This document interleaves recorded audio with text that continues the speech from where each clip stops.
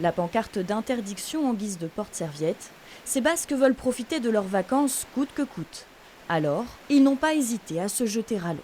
On a l'habitude de venir ici depuis des années, qu'on croise ces algues depuis des années aussi. Et bon, quand on était enfant, on se les jetait dessus et on n'a jamais été franchement trop malade. Donc écoutez, on continue. C'est l'Agence régionale de santé, l'ARS, qui a placé cette partie de la Dronne en alerte niveau 2, interdisant la baignade jusqu'à nouvel ordre. Il y a des cyanobactéries dans l'eau. Voilà, c'est des pots verts là. C'est des petits pots verdâtres. C'est des algues. Donc c'est le courant qui les amène et le contre-courant qui vient les déposer là, le long de la plage. Le maire appelle à la prudence, mais aussi au bon sens. Les gens sont libres de braver ce risque, de se baigner avec un minimum de précaution et de se doucher ensuite pour éliminer les éventuels dépôts.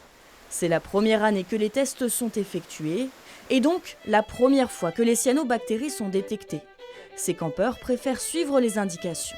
On ne sait pas trop ce que ça peut donner au niveau des répercussions que ça peut avoir sur l'organisme et puis sur la peau, tout ça.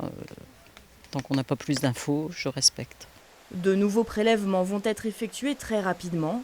Plusieurs points d'eau sont concernés par l'interdiction dans la région. L'ARS précise les risques. On peut avoir des irritations de la peau, la survenue de boutons, et puis si on ingère l'eau, les petits-enfants peuvent être amenés à boire éventuellement cette eau-là, on peut avoir des tremblements, de la fièvre, des douleurs abdominales, des nausées.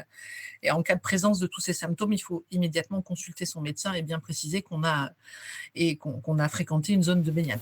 Il est également demandé de tenir son chien en laisse près d'une zone contaminée. Ils peuvent tomber malades et même être victimes d'une intoxication mortelle.